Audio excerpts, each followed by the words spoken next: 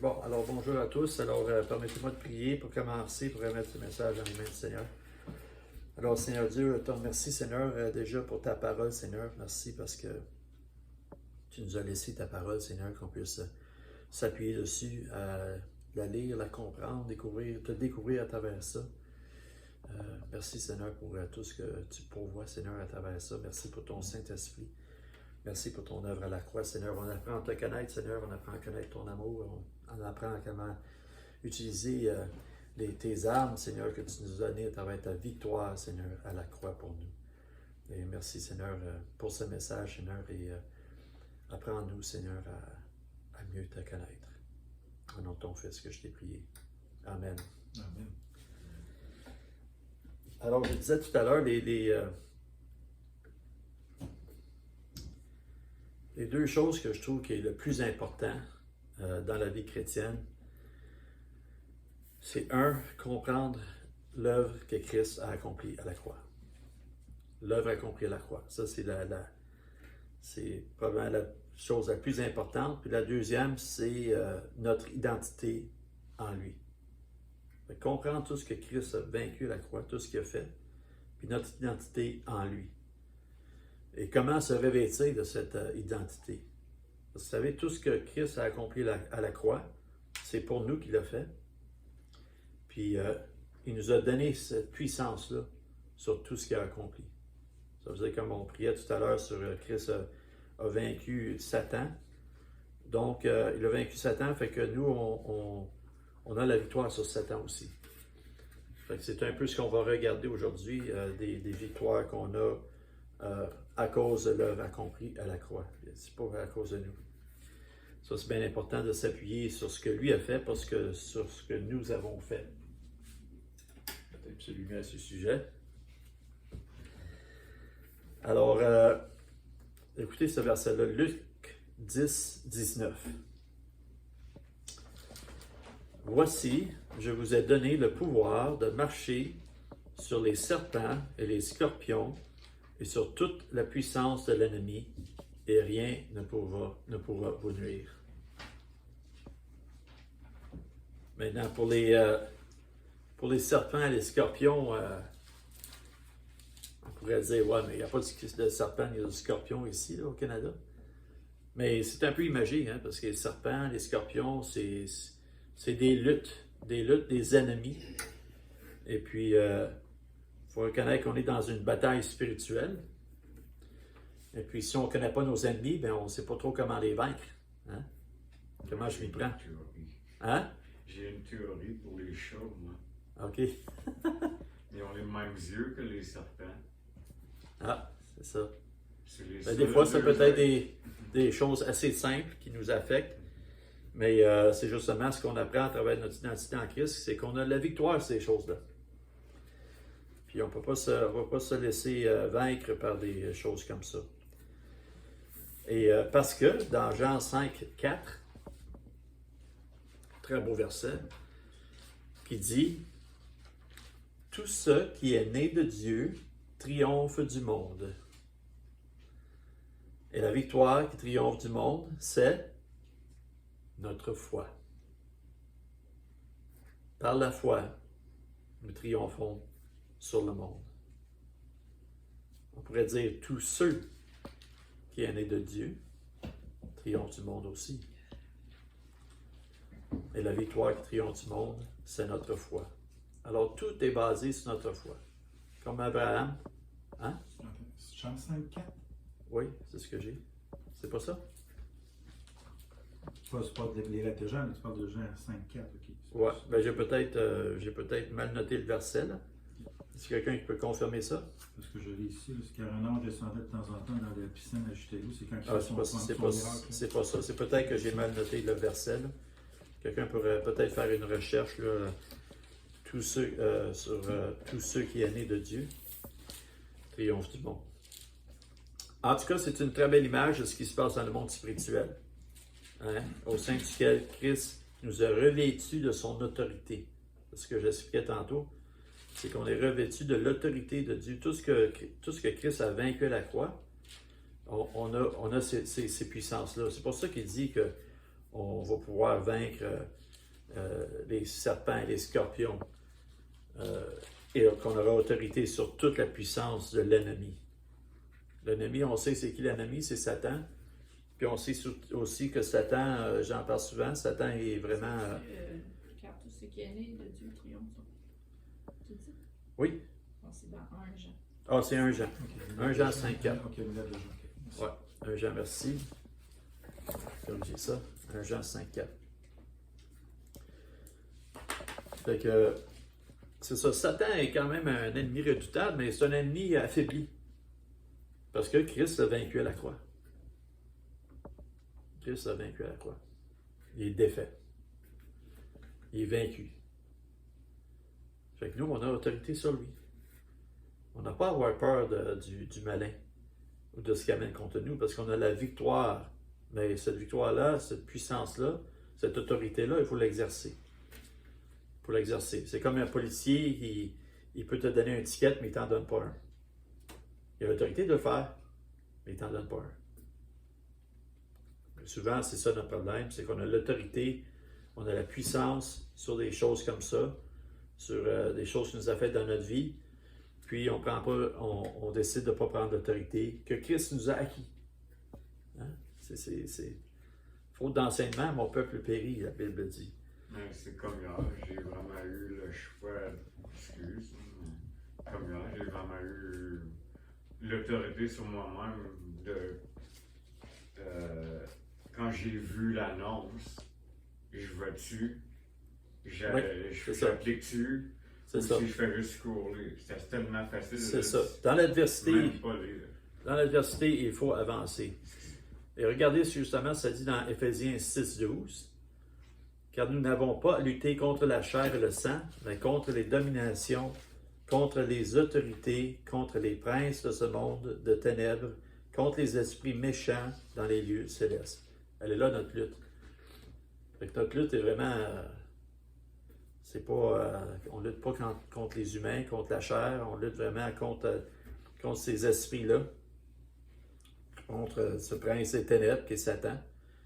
Alors, elle est là, notre lutte. Mais notre domination, on a la victoire sur tout ça.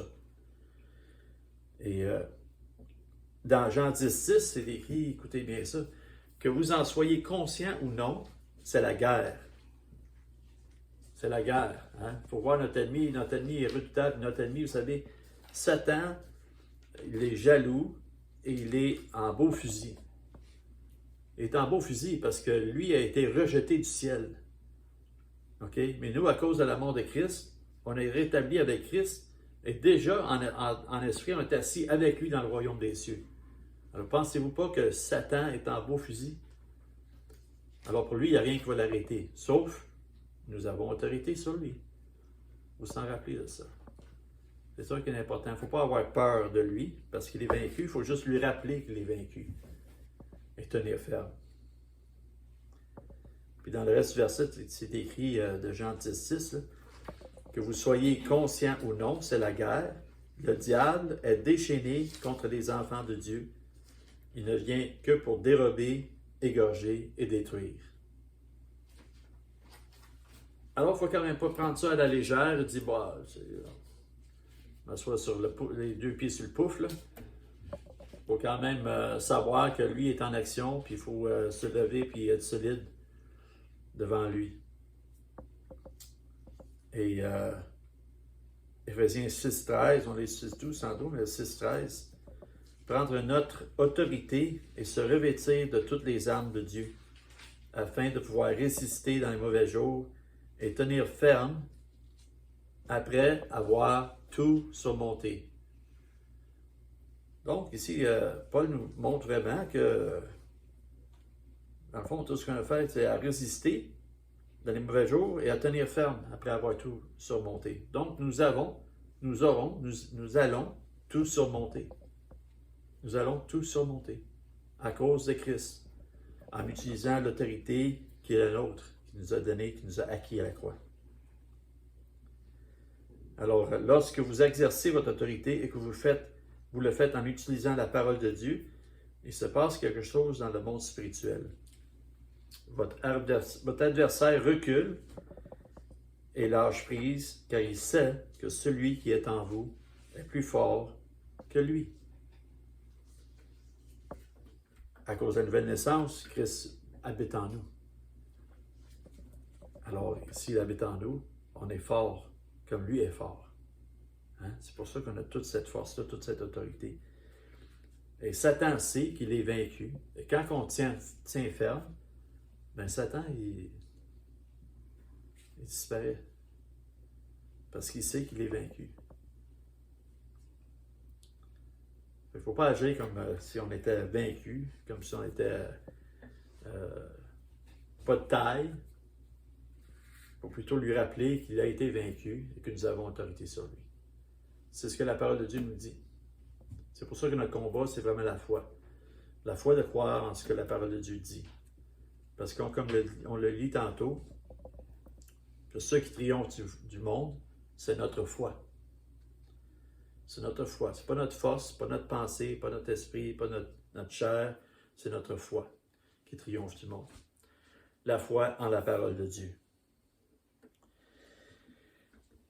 Alors, Colossiens 2,15. Écoutez bien ça. Il a dépouillé les dominations et les autorités. Et les a livrées publiquement en spectacle en triomphant d'elles par la croix. Voyez? Par la croix. Sur la croix. Son œuvre à la croix. Ça a dépouillé toutes les autorités démoniaques. Il a triomphé sur elles, sur ces autorités-là par la croix. Et encore une fois, quel que soit votre combat et ces luttes douloureuses dans lesquelles vous êtes engagés, prenez courage et sachez que vous êtes vainqueur, déjà vainqueur. Avant même de commencer le combat, savoir qu'on est déjà vainqueur à cause de Christ. Déjà vainqueur. Amen. Amen. Je dirais que la proclamation pour aujourd'hui, ça serait « Je proclame que je suis plus que vainqueur au nom de Jésus ». Vous savez, notre attitude va souvent déterminer la suite des choses. Alors, si on se présente comme déjà défait, ça ne marche pas, il faut se présenter comme un gagnant. Si vous regardez toutes les équipes de sport, même les sports individuels, c'est la même chose. Si la personne se présente comme elle est déjà battue, ben, je n'ai pas de chance contre lui, qu'est-ce que vous pensez qu'il va arriver? Il va perdre. Hein? Il va perdre, il n'y a aucune chance. Parce que son attitude déjà dit sa défaite. Il se croit déjà défait, vaincu. Alors, S'il se présente même. Si même il se présente, c'est ça. Puis des fois, on ne se présente pas devant le combat, on évite le combat, on ne le présente pas. Même s'il se On présente, tient il pas. n'est pas présent. C'est vrai. C'est ça, pas présent. Puis même quand c'est un langage qui est beaucoup utilisé dans les sports, quand l'équipe perd, ben, souvent l'entraîneur va dire ben, on ne s'est pas présenté. On ne s'est pas présenté. Hein? Le cœur n'était pas là. Le cœur n'était pas là. L'esprit. On n'était pas sûr de nous, tout ça. Fait que c'est quoi la faute? La faute, c'est quoi? La faute, c'est que on ne s'est pas ressourcé dans la parole de Dieu. On n'a pas accepté les vérités qui nous ont dit dans la parole de Dieu comme vraies. T'sais.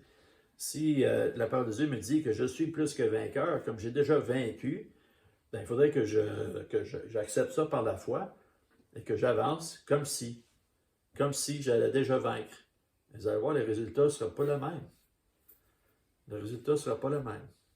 Nous allons être vainqueurs parce que plus nous y croyons, la foi qui triomphe du monde, alors plus nous croyons en ça, plus faciles seront nos épreuves. Il y a toutes sortes de degrés d'épreuves, bien entendu. Il y en a qui sont plus difficiles que l'autre.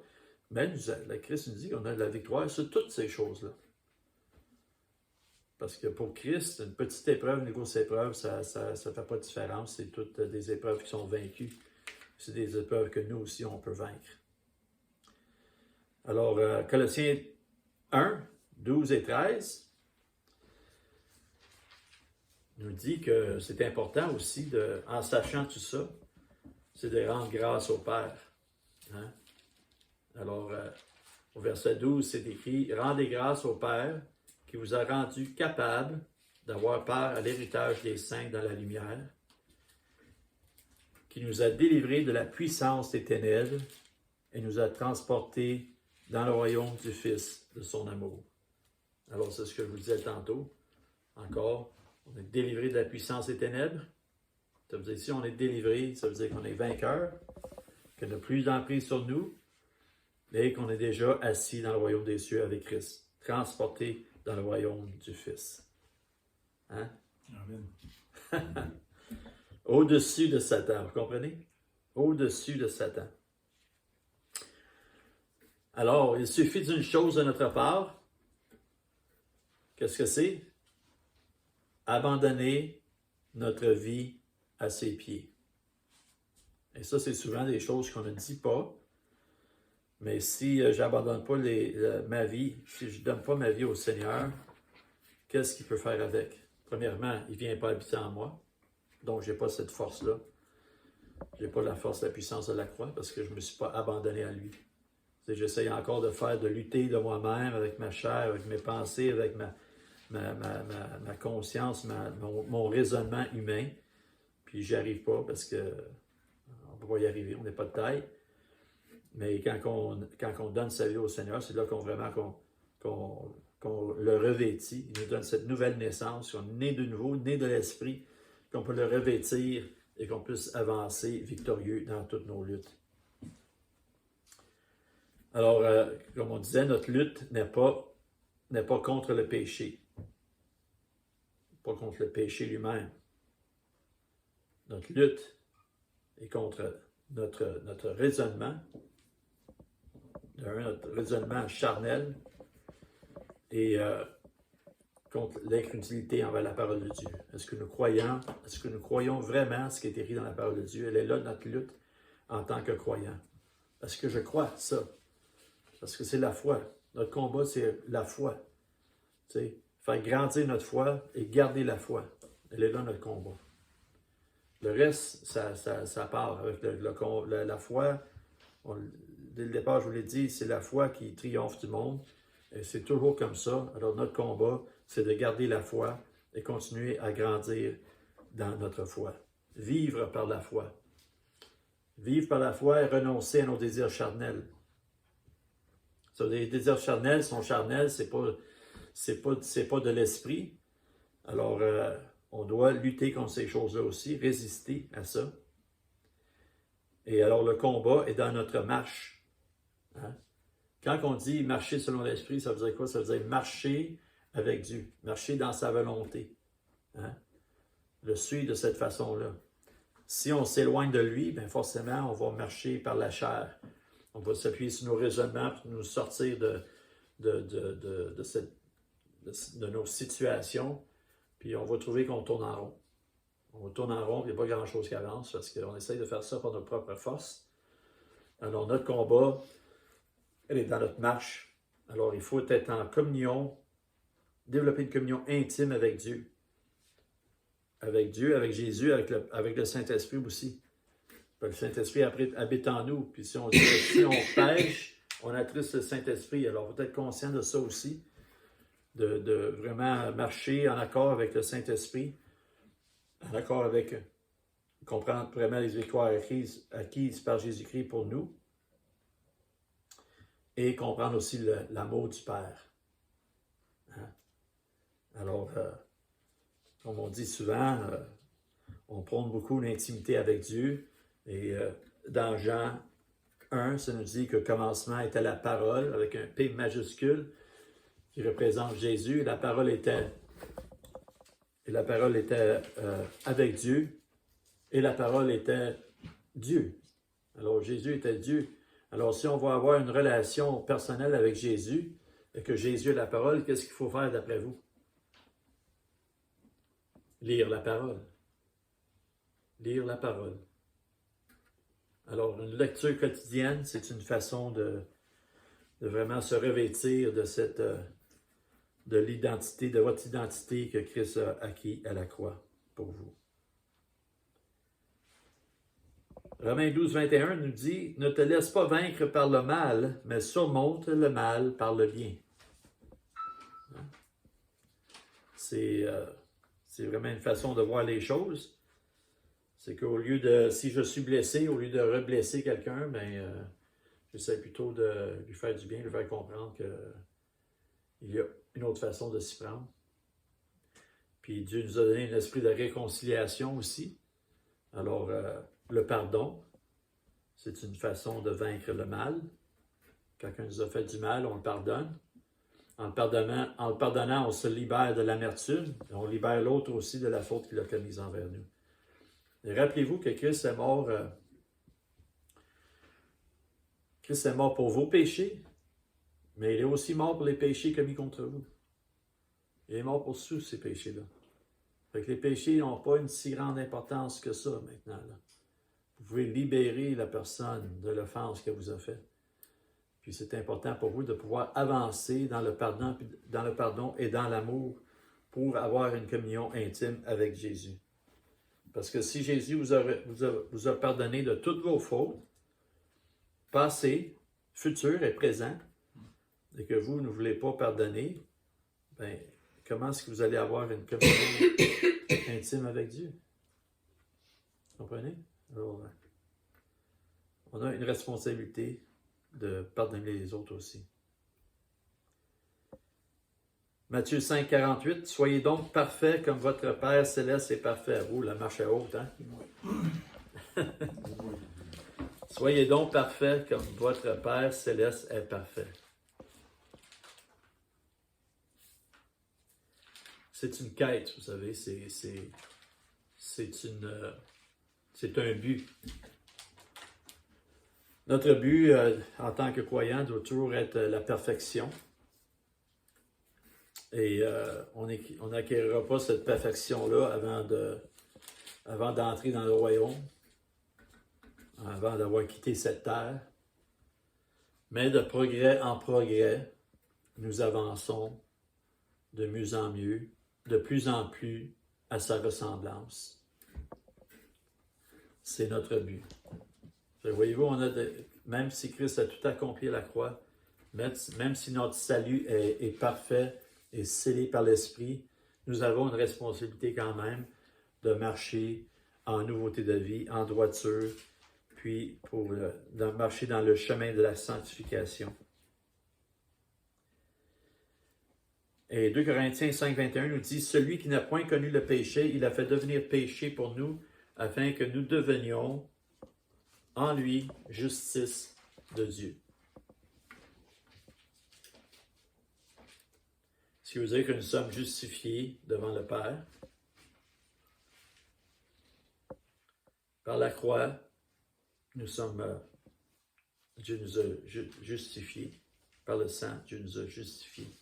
Alors lui, il nous voit juste, mais quand même, on est quand même sur terre. Et sur terre, bien qu'il faut essayer de se regarder juste, on sait qu'on va avoir des manquements ci et ça. C'est pour ça que c'est important de marcher dans le chemin de la sanctification, de continuer à veiller, à résister au malin, à résister au péché, puis à se conduire de manière qu'on ait dit qu'on est des saints, alors qu'on partait comme des saints.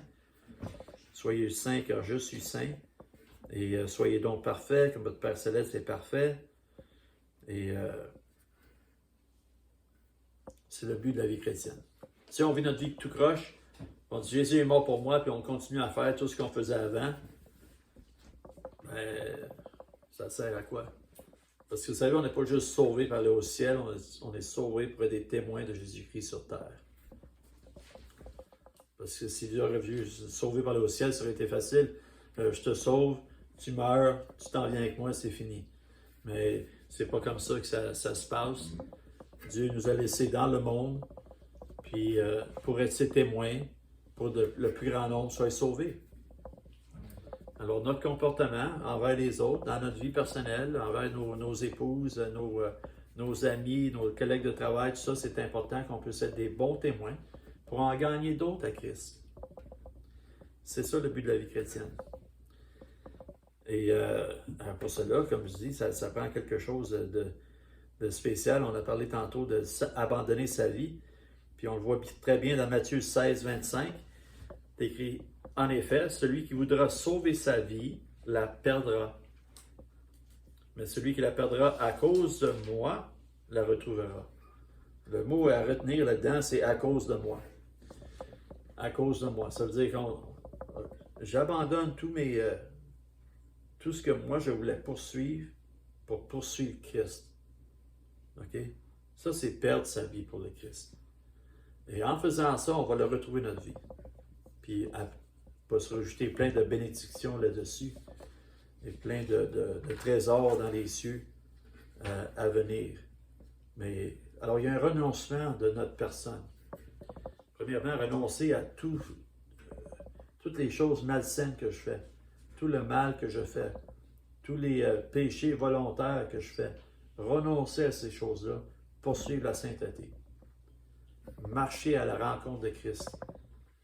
Puis se renouveler quotidiennement à travers la parole de Dieu pour rester pur. Alors, je pense que c'est juste ça 2 fois. Non. Ah oui, ça c'était Matthieu. Romains 12:1 le dit aussi.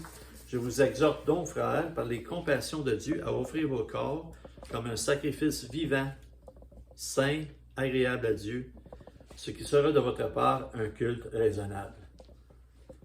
Juste un culte raisonnable, pas extravagant.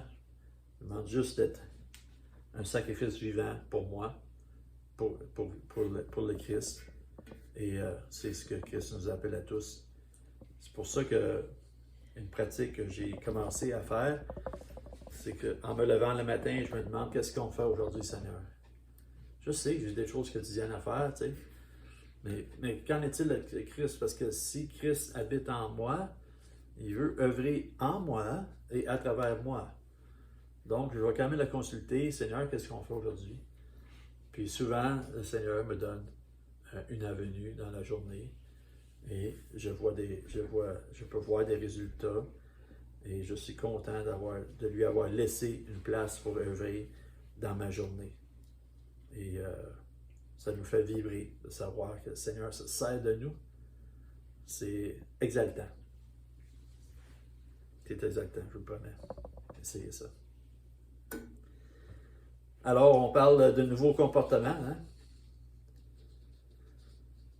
Et Galates 5,16, le fameux verset qui dit « Voici donc, je dis, marchez par l'Esprit, et vous n'accomplirez pas les désirs de la chair. » Et comme j'ai dit tout à l'heure, ça veut dire, généralement, ce que ça veut dire, on peut dire, c'est marcher avec Christ. Marcher dans l'Esprit, marcher avec Christ. Est-ce que Christ ferait ça? Non, je ne devrais pas le faire. Est-ce que Christ ferait ça? Sûrement. Je vais de l'avant. Des fois, souvent, ça va nous demander des sacrifices. Souvent, ça va nous demander de marcher sur notre orgueil.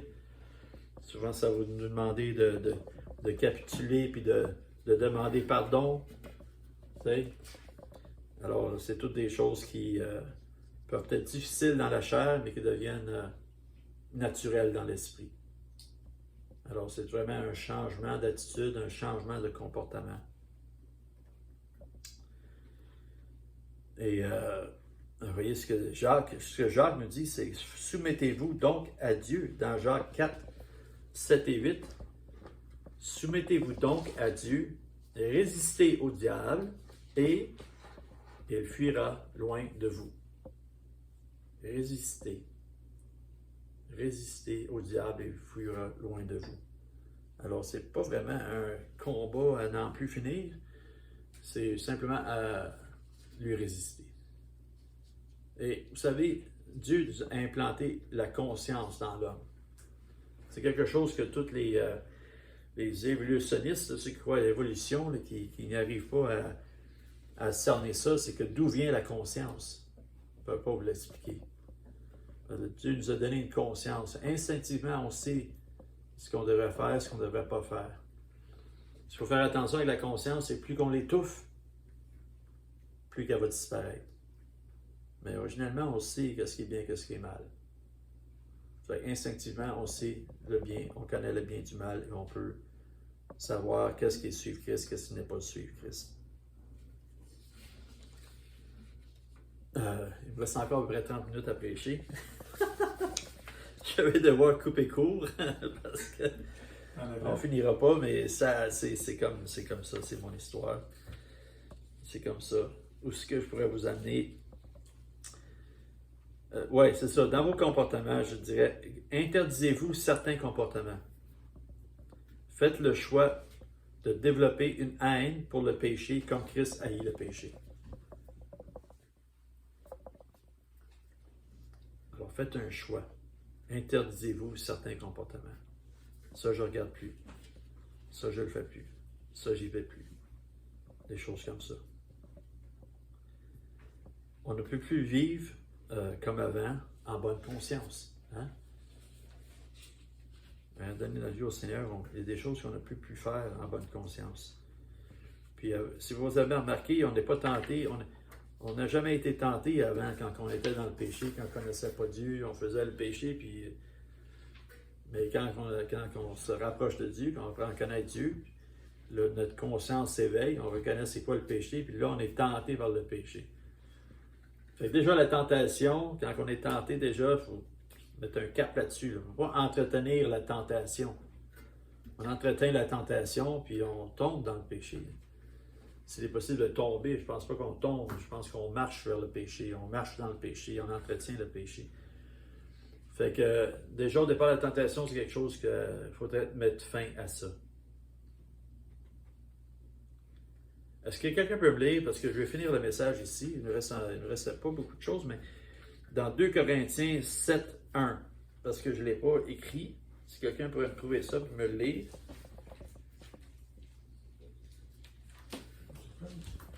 C'était vite. 2 Corinthiens 7, verset 1.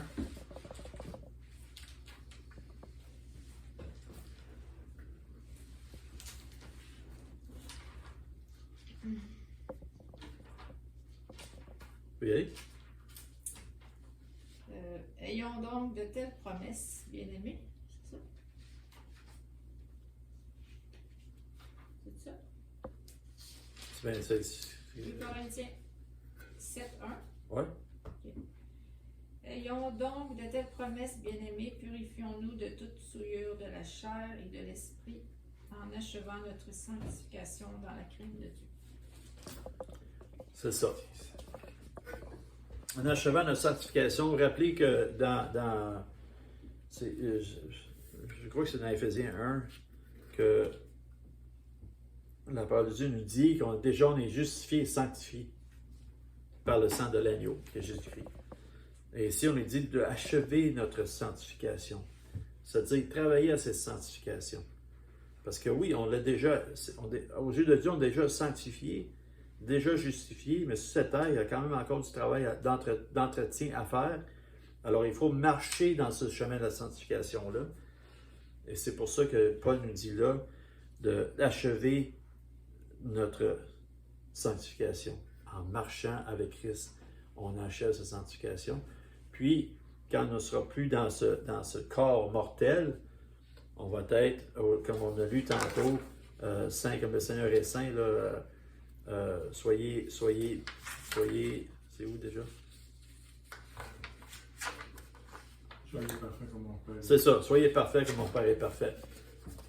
Mais il faut quand même progresser entre-temps. Hein? Il faut quand même progresser entre-temps. Alors, travaillons là-dessus. Puis 1 Thessaloniciens 4, versets 3 et 4, quelqu'un pourrait me trouver ça?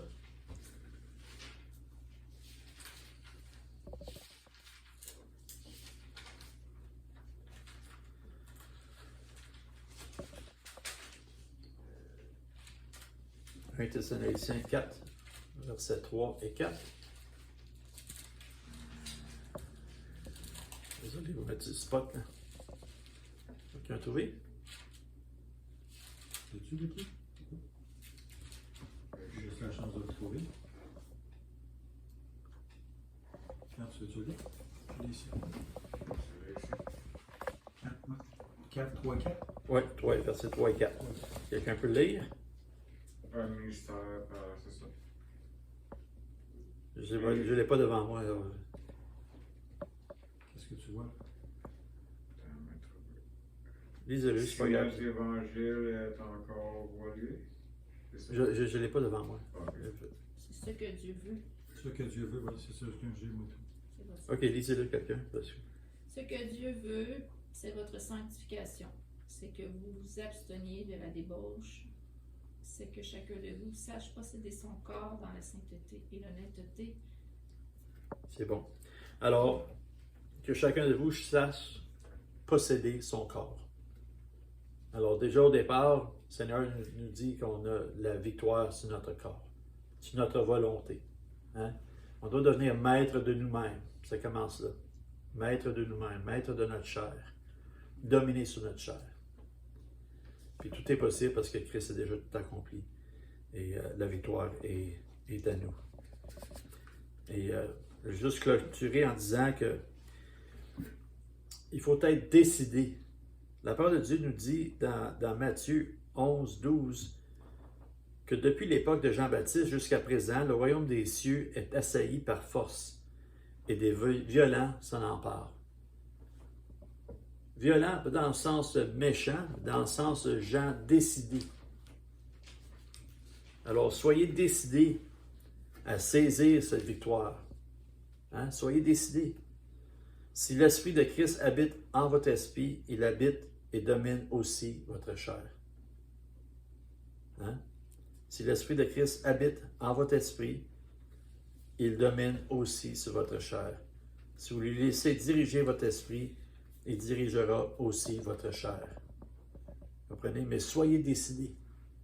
Prenez une décision. Soyez décidés d'avancer de victoire en victoire avec le Seigneur Jésus, de plus en plus, pour sa gloire. Amen. Amen. Amen. Alors, on va prier. Merci, Seigneur, pour toutes ces vérités. Seigneur, merci pour la puissance de ta parole. Merci pour la puissance du sang de ton Fils, l'agneau parfait, Seigneur, qui est mort pour nous, Seigneur. Merci pour toutes ces victoires acquises à la croix, Seigneur. Merci parce que ces victoires-là nous ont été transférées et que nous pouvons revêtir, Seigneur, cette belle habit que tu as pour nous, Seigneur, un habit de puissance, un habit de victoire, et tout ça pour t'établir en gloire, Seigneur. Et merci, Seigneur, pour ce que tu vas faire dans nos vies à partir de ces vérités. Et c'est dans le beau nom de ton Fils Jésus qu'on te bénit et que ton rend gloire. Amen. Amen.